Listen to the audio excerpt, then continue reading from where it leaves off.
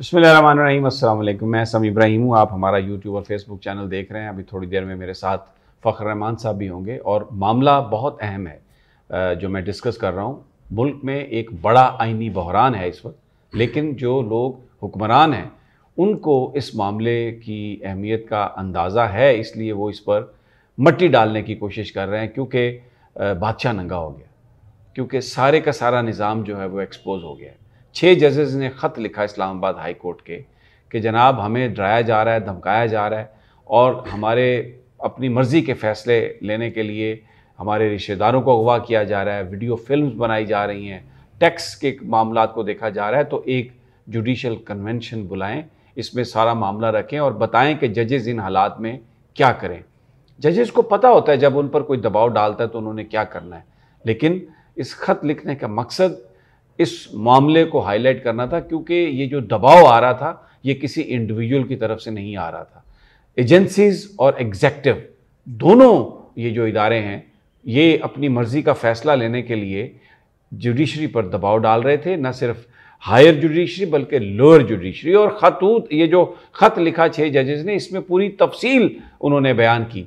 तवक्को थी कि इस पर कोई ऐसा एक्शन होगा जिससे ये जो एक मामला है ये थमेगा, रुकेगा, लेकिन नहीं हुआ। क्या, चीफ जस्टिस साहब ने कल एक फुल कोर्ट इजलास बुला लिया, 2-2.5 घंटे उसकी मीटिंग जारी रही। उसके बाद ये बताया गया कि आज वज़ीर-ए-आज़म साहब आएंगे।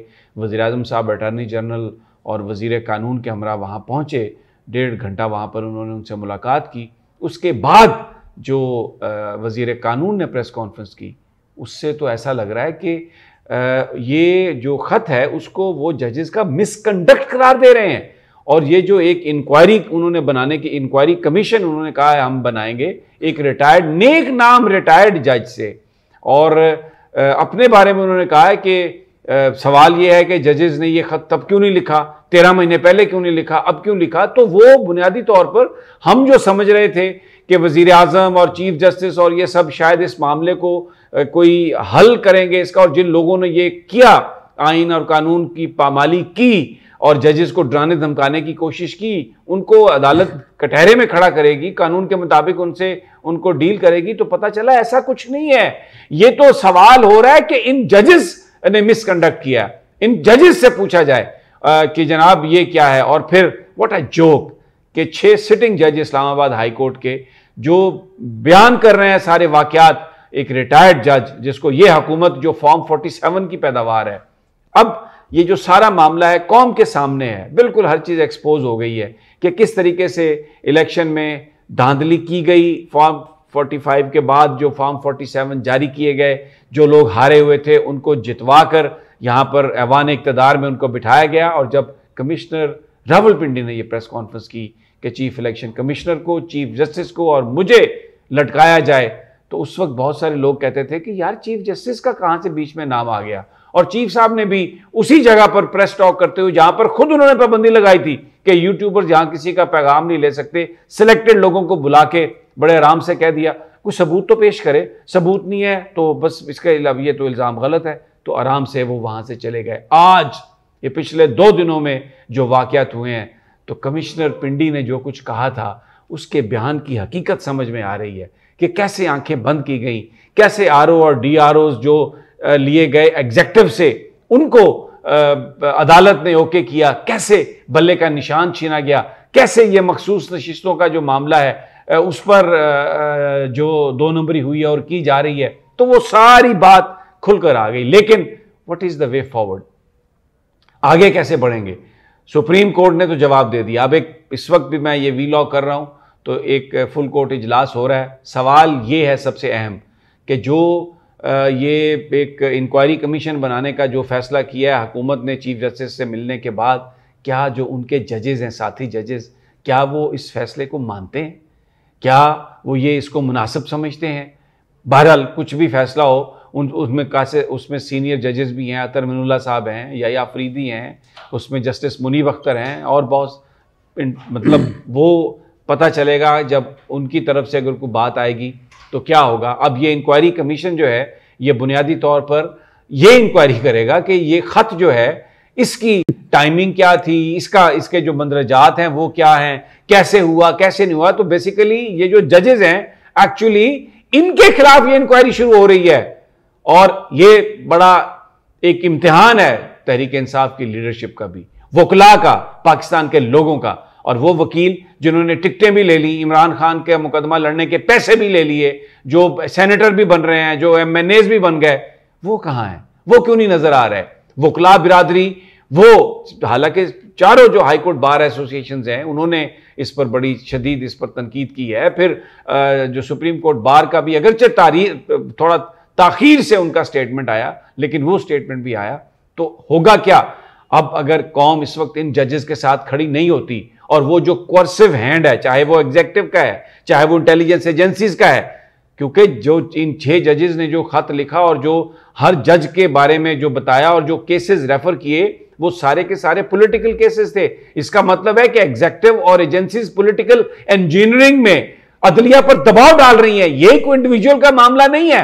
मैं सुन रहा था अशतर औसाफ की एक मुनाफिकाना गुफ्तगू जिसमें वो कह रहे थे कि जज का कलम उसकी ताकत होता है। बिल्कुल उसकी ताकत होता है, लेकिन इदारे जब इस तरह से एजेंसीज और एग्जीक्यूटिव एक इदारों की हैसियत से अपनी मर्जी के फैसले लोअर जुडिशरी और हायर जुडिशरी से लेने की कोशिश करे और जजेस के रिश्तेदारों को इलेक्ट्रिक शॉक लगाए जाएं और उनको अपडेट किया जाए, तो क्या रह जाता है जजेस के पास वापस? क्या वो करेंगे? इन हालात में एग्जीक्यूटिव ने उनको देनी होती है प्रोटेक्शन। तो ये हो गया मामला कि जिनके खिलाफ शिकायत थी चीफ जस्टिस उन्हीं के पास, उसी अतार के लौंडे के पास दवा लेने चले गए कि जनाब आओ। इन्होंने तो पंजाबी में तो इसे हम ऐसे कह सकते हैं, इन्होंने ताड़ी शिकायत की थी, मैं ताड़े सामने ले आया, मारो जुतियां 4 इन्होंने, तो पूछो इन्होंने कि तुहानू हिम्मत किस तरह हुई शिकायत करने की। ये मेरी इंटरप्रिटेशन है जो हुआ है। बहरहाल देखते हैं आगे क्या अनफोल्ड होती है चीजें। मेरे साथ फखर रहमान, किसी तारफ के मोहताज नहीं। फखर साहब, आपके सब्र का शुक्रिया। मैंने जो ये बात की है बहुत सारे लोगों को तो पसंद नहीं आएगी, लेकिन मैं क्या करूं, शहरी हूं इस मुल्क का, दिल धड़कता है, दिल दुखता है इस मुल्क के लिए। ये सब कुछ हो रहा है, what do you narrate it, how do you explain it? अच्छा, ये वो खत है, इसमें तो पूरी कौम को पता है, चल गया, ये इसका पढ़ा जा चुका है। इस खत को, ये खत है। जजेस जो थे अपनी प्रोटेक्शन की बात कर रहे थे, जजेस जो थे उनको जो धमकियां दी जा रही थी उनकी फैमिली मेंबर्स को किया जाता, उसका कोई हल चाह रहे थे, उनको कटहरे में खड़ा कर दिया गया। वो कन्वेंशन मांग रहे थे जुडिशियल, इधर कमीशन दे दिया। इधर कमीशन का क्या मतलब है? कमीशन ऑफ इंक्वायरी का मतलब ये है कि फर्दर एक एक जज को बुला के कमीशन पूछेगा, अच्छा जी आपको क्या मसला हुआ, आपके साथ क्या हुआ, अच्छा ये साबित आप कैसे करेंगे, कहीं सबूत दें। तो उल्टा जजेस को कटहरे में खड़ा कर दिया। आप जो खत में बात की थी उन्होंने कहा था कि इस तरह की सिचुएशन है, इसका वे फॉरवर्ड हमें बताएं कि हमने कैसे आगे चलना है। अच्छा, क्या आज की जो मीटिंग हुई है उससे अगर आप देखें कि सुप्रीम कोर्ट ऑफ पाकिस्तान जो है वो प्राइम मिनिस्टर के अंडर नहीं आती।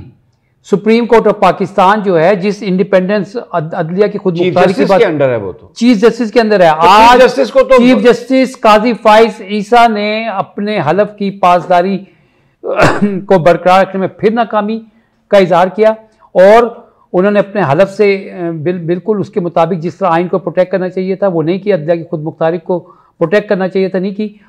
प्राइम मिनिस्टर को अपने चैम्बर में बुलाकर इतने बड़े मामले का फैसला इस तरह से कर देना, अभी मुझे यकीन है कि इस वक्त जो फुल कोर्ट मीटिंग चल रही होगी वहाँ पे जिन जजेस साहिबान के ज़मीर जिंदा है वो इसके ऊपर शदीद एतराज़ करेंगे कि ये इंक्वायरी कमीशन आपने किस बात पर बना दिया है भाई। यहाँ पे वो बता रहे हैं। अच्छा, फिर आपने ये देखे ना, आपने जो बात बिल्कुल सही पॉइंट उठाया कि मिसकंडक्ट की बात, ये इंक्वायरी कमीशन जो है अगर ये रिपोर्ट कल को दे देगा जी इधर तो कोई चीज साबित नहीं हो सकी, एक रिटायर्ड जज जो अंडर इन्फ्लुएंस है, अंडर इन्फ्लुएंस क्या हाजिर सर्विस जजेस की इंक्वायरी करेगा? और अभी फिर ये बता रहे हैं जी कल ये इसको काबीना के इजलास में हम रखेंगे, और ये कह रहे हैं वजीर कानून के वो जो कल इजलास हुआ था जुडिशियल फुल कोर्ट का, उसमें भी शायद जजेस की राय यही थी कि हुकूमत एक रिटायर्ड जज से इसकी इंक्वायरी कराए। और मेरी राय तो उन्होंने कहा मैं ये अदलिया पे छोड़ता हूं कि ये मिसकंडक्ट है या नहीं। इस कदर तौहीन आमेज लैंग्वेज और लहजा और रवैया वजीर कानून का हाजिर सर्विस जजेस के हवाले से, जिन्होंने अपने आइन की जो जो जो जो हल्फ है उसकी पासदारी के लिए लिखा जुडिशियल काउंसिल को। एक उन्होंने वैसे जजेस को पता है अगर उन्हें कोई इन्फ्लुएंस करता है इंडिविजुअल किसी एक मुकदमे में तो वो कैसे उन्होंने करना है, कंटेम्प्ट में उसको कॉल कर लेनी है और बिल्कुल अपने आप को बेंच से अलहदा कर लेना। ये चीजें होती हैं जब इंडिविजुअल केसेस हो। यहां पर तो इन 6 जजेस ने बताया कि इदारा, एग्जेक्टिव और एजेंसीज वो आप मुकाबले पे आ गई हैं और 6 जजेस इस्लामाबाद हाईकोर्ट के कह रहे हैं तो कि अब हमें बताएं हम क्या करें, और वो उल्टा उन्हीं की इंक्वायरी कहां जाएगा। और इसमें मुनाफिकत, मैं बिल्कुल तहरीक-ए-इंसाफ को चाहिए कि वो जजेस के साथ खड़े हो, उनके अपने जो वकील हैं वो आए, जो अहमद खान साहब की जो लाहौर हाईकोर्ट बार में जीती हुई है उनकी जो तंजीम है, जो उनका जो लॉयर्स ग्रुप है, ये सब इन्होंने टिकटें भी ले ली, MNS बन गए, सेनेटर बन गए, लेकिन अब ये बयानबाजियां ट्विटर और ये इनको वजारतें चाहिए। ये तो मुन्नू भाई कहता था हक लैंड लई मरना पैंदा है, जीउण लई मरना पैंदा है। इस मुल्क में आइन इस वक्त ये आईनी बहरान है, it's a constitutional crisis, because Islamabad high court उन्होंने ये कहा है कि जनाब ये हम पर दबाव डालकर अपनी मर्जी के फैसले लिए जाने की कोशिश की जा रही है और उसमें लोअर जुडिशरी भी है। Fakhar Rahman, this is a very serious offence. मैं आपसे कह रहा हूं कि आज चीफ जस्टिस काजी फायज ईसा साहब ने इस मुल्क के अंदर जुडिशियल सिस्टम की मुकम्मल तबाही का रास्ता खोल दिया है। और वो अच्छा, सवाल है मेरा आपसे एक सवाल है, मुझे ये बताइए कि जो जजेस हैं, सीनियर जजेस हैं, जिनमें अतर बिन उल्लावी हैं या अफरीदी हैं, उसमें जमाल खान मंदोखेल हैं, इवन मंसूर अली शाह साहब जो आज मीटिंग में भी थे, ये उन जजेस को एक्सेप्टेबल होगा? मैं नहीं समझता कि ये चीज़ एक्सेप्टेबल तो ये कैसे काजी फायज साहब, मतलब ये एक जुडिशियल डिक्टेटरशिप कायम कर दी है इन्होंने। जी बिल्कुल, ये फैसला उन्होंने कर दिया और अभी फैसला करने के बाद जाके फुल कोर्ट की मीटिंग से आप क्या बात कर रहे हैं? अगर आप मुझे बताएं, यहाँ हाई कोर्ट के जजेस, डिस्ट्रिक्ट एंड सेशन कोर्ट के जजेस की प्रोटेक्शन की बात है, उनकी फैमिली मेंबर और वजीर आजम तो बेसिकली उस ग्रुप का हिस्सा है जो जजेस को कोर्स कर रहे हैं, जो जजेस को डरा रहे हैं। एक नेक्सस है एजेंसीज का, आपको एग्जेक्टिव का, जो जिन्होंने शहबाज शरीफ को बनाया, वजीर आजम बनाया, मरीम नवाज को बनाया। जी, उमर अत्ता बंदियाल को कैसे ये धमकियां लगाते थे। ये अभी जब पिशावर हाई कोर्ट का में ये मामला गया था तहरीक इंसाफ का, तो यही शहबाज शरीफ जो वजीर आजम है, इन्होंने किस किस्म की धमकी लगाई थी।